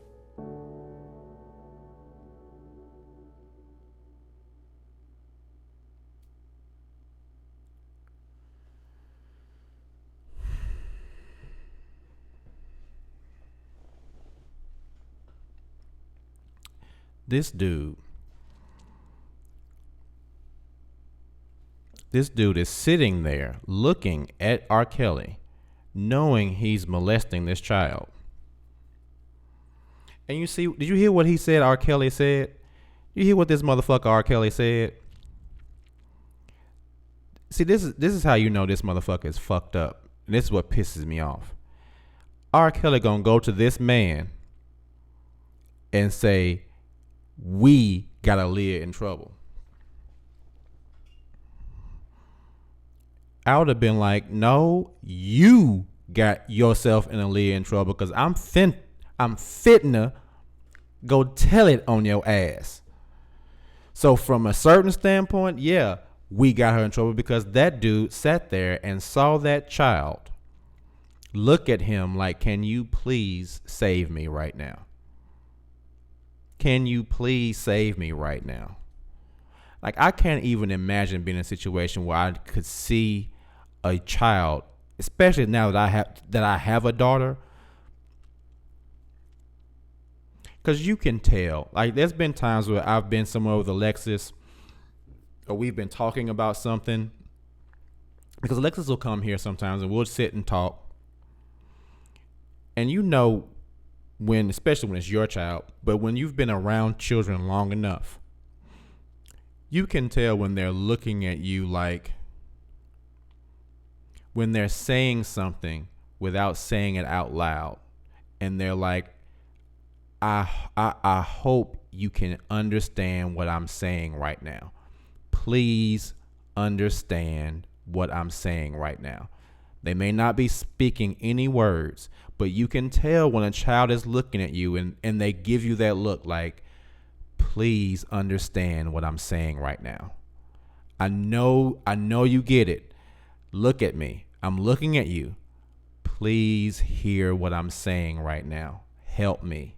I can't say it out loud, but I need you to help me. And that motherfucker saw that child look at him like that, and he went ahead and allowed it. That motherfucker should not be sitting at an interview. He should be sitting in prison. And he should be looking at the guards with that same please help me look, while Big Hank and Action Jackson is going knee deep in his ass. That shit pisses me off to no end, to see a black adult man seeing another black adult man harm a black little girl. That shit pisses me off to no end. That motherfucker should be in prison right now, right along with her parents.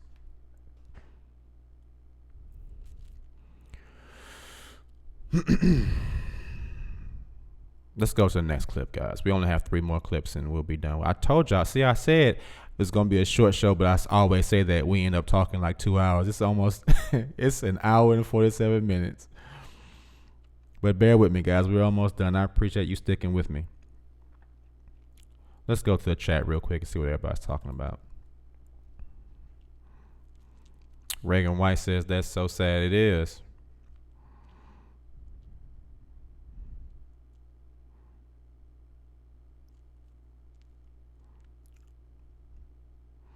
Victoria says, you can tell when a child is crying out for help. Great Dane says, silent screams.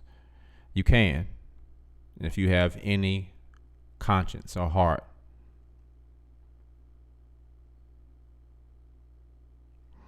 HCD says, his news media nickname in the 90s, Chicago, was Red Hot Robert. I remember when ABC News anchors interviewing R. Kelly were practically bowing at his feet. Unscathed then, bathing in the mire now. It's ridiculous how we worship people for absolutely nothing meaningful.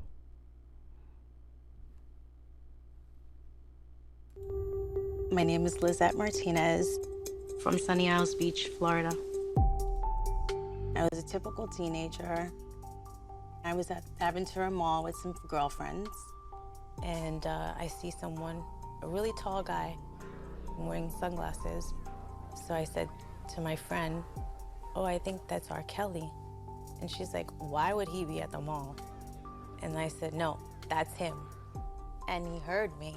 And then he turned around and I was kind of starstruck. You know, here's this person in front of me that I think is like the world. And he walked up to me and gave me a hug, and I kind of like I was kind of frozen. And then he said he was recording an album. I said, okay, nice to meet you, and he left. But then his bodyguard came back and handed me his phone number and said, R. Kelly would like you to call him. My best friend was with me, and she said, Liz, this is your big break. Like, you better call, or I'm gonna call for you. For me, singing was always an outlet, and I planned on having a career. So I called, and he said, well, I'd like you to come to dinner with us. My girlfriend said, let's get your makeup and hair done now. You know, this is it, you're gonna make it. We were so naive.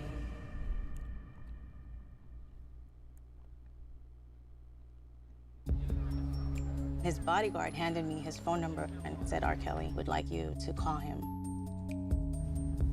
So we met him at the steakhouse. Came up that I was, you know, an aspiring singer. Later on, we went to the recording studio, and my heart was thumping when I walked in. And he starts to play the piano and plays a song by Boyz II Men and asked me to sing along with it. And I couldn't believe it.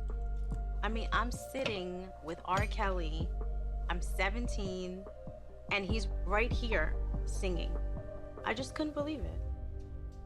I don't even know what to say. And then he just said that, you know, I sounded really great. I had a great look. He thought I could make it, and he was gonna help me. And then he leaned over and kissed me. And I was really taken aback by that. I didn't know how to say no. All of a sudden, his tongue is in my mouth. This is my dream. How do I handle this? I wanted the dream so bad, but I knew it was gonna be something else.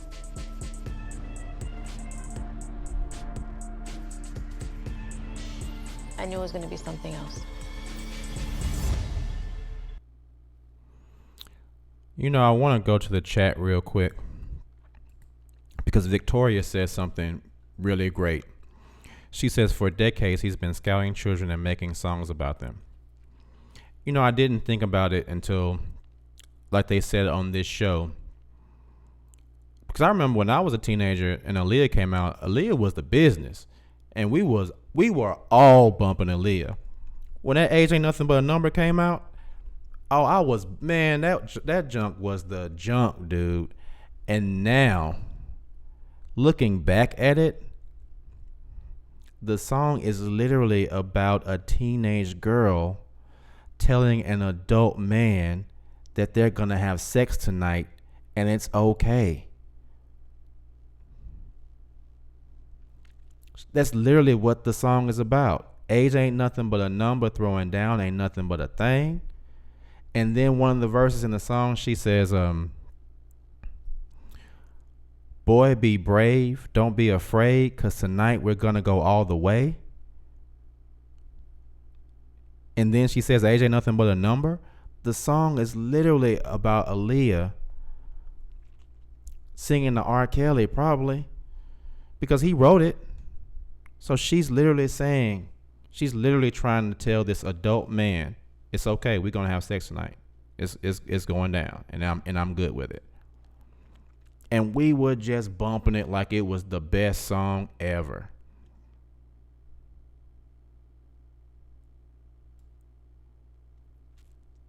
Right. He wrote it as if it was her seducing him. Ridiculousness. Ridiculousness. Right in front of everyone's face. In front of everyone's face. And I had no idea. And I'm sure very few people really thought about it while we were dancing to it. That's why I tell people all the time, man, and Dorinda does the same thing. You need to really listen to a lot of the songs that you're playing a lot of times. A lot of people just dance to stuff because, you know, they just, oh, that's that song. They just start dancing to it, and they have no idea what they're justifying by doing that. They are co-signing some stuff that they probably in some other circumstance would not be co-signing. But just because the beat is dope, they'll co-sign it for 3.5, 4 minutes. And that's some bullshit.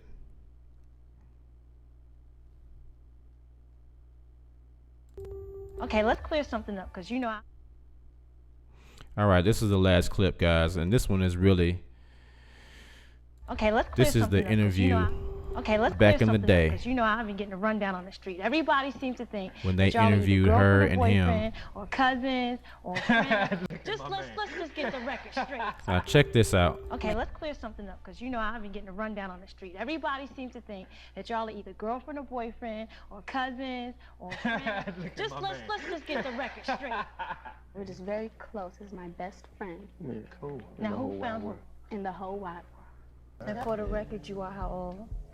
That's a secret. Women doesn't disclose her age. Keeping it under wraps. That's right. Now listen to how they're just justifying what he's doing.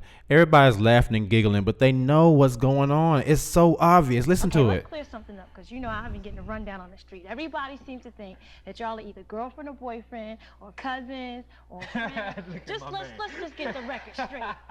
We're just very close as my best friend. Yeah, cool. Now who found her? In the whole wide world. And for the record, you are how old? That's a secret. Women doesn't disclose her age. Keeping it under wraps. That's right. Both of those people interviewing them knew what was going on.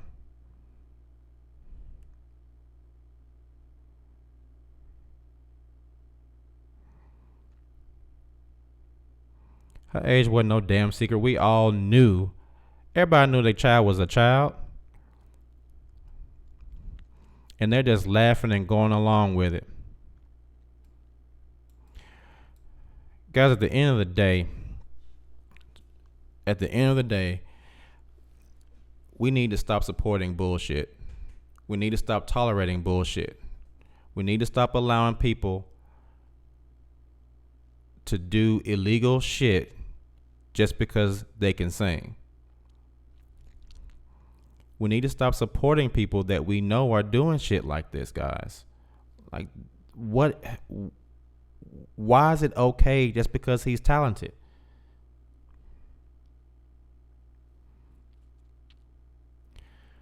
So anyway, if you guys want to, now that was episode 1. if you guys would like to, we can do a review of each one of these shows and get together and talk about them. So I think it's going to be a 6-part series. So we can do each one of the shows and talk about it and just look at them. I really wanted to, as far as the one that I really wanted to do, it was this one, because I think this may be the one that really deals with the children. The adults are that's a whole different conversation.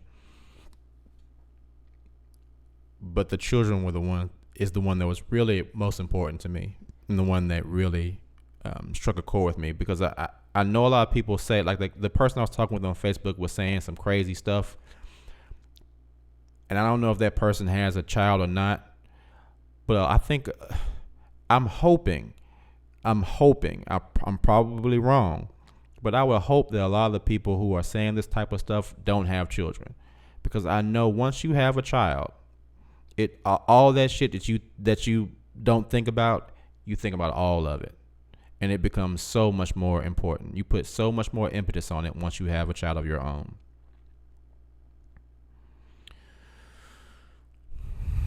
So guys, come on, let's not support this bullshit. For real, let's not support bullshit. We know somebody's doing something like that. Let's stop throwing money at him. R. Kelly is only rich because people have thrown money at his child molesting ass. That's it. That's the only reason. Everybody in America made R. Kelly rich. Even though everybody knew what he was doing, we made him rich anyway. And that's some bullshit. All right, let's go to the chat one last time.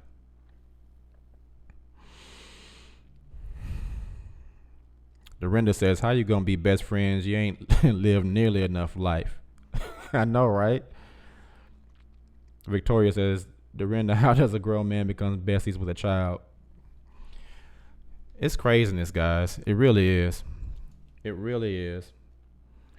I guess we can go ahead and start to wrap this up. But what I would like to do, let's see if this thing is gonna work for me tonight.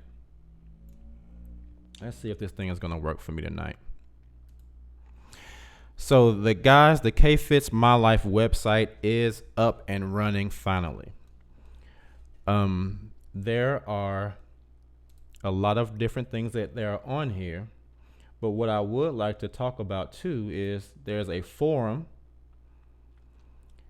and we can create a forum where we can talk about a lot of these topics that we're talking about now. You can go to the forum, we can talk, and I would also like to point out too that I think this is a good thing. There's a members page where we all can become members and talk to each other. It seems like there were a lot of friends going on in the chat tonight. So there may be some instances where we could meet people, have some conversations, and talk about some different things. But go to the members page, guys, and join up, subscribe. If you haven't joined the podcast already, you can join the podcast from the website as well, or listen to the podcast from the website and subscribe to it here. And a lot of the videos that I've posted already are here on the blog page. I'm going to put some new ones and some new articles that I'm going to write. I'm actually going to start writing a few articles as well, but they are up on the blog page, and each one of the pages of the blog are separated into a specific topic. Religion, life lessons, the Minority Report, which most of the things that I talk about with issues like this that have been dealing with primarily black people or black issues will be under the tab under the Minority Report. We're also going to be talking about love and relationships. All of that is there on the website. So guys, if you have a minute, please go check out the website. I would really appreciate it. Really appreciate it. If you haven't already, like the video, please, on your way out. I would really appreciate it. Victoria says, R. Kelly is a monster. He is a child's worst nightmare. Yeah. Dorinda says, oh, he been canceled years ago in my book. HCD says, how many radio stations still play his songs? If so, where is their conscience still giving R. Kelly any airplay? I get it. I agree. Well, guys, it has been a great show. Thank you so much for everybody that called in. I really appreciate you guys. Dorinda, thank you so much for being a part of the show today. Love you, my sister. Tell your husband Z I said what's up, and give Mila a good night kiss for me. Victoria, thank you so much for calling in. Thank you for calling in too, my brother. I appreciate your call. I'll put a message in the community tab of my channel so you guys can know when we do the next show on this topic on episode 2, because I have that one too. I literally put this show together an hour before it went on, so I didn't have as much time to do the clips the way I really wanted to, but I think it still came out pretty good. So guys, thank you so much for watching as usual, and I will let you guys know in advance when the next show is going to be. And I hope everyone has a good night. Thank you again for watching, and I will see you all on the next one. All right, peace.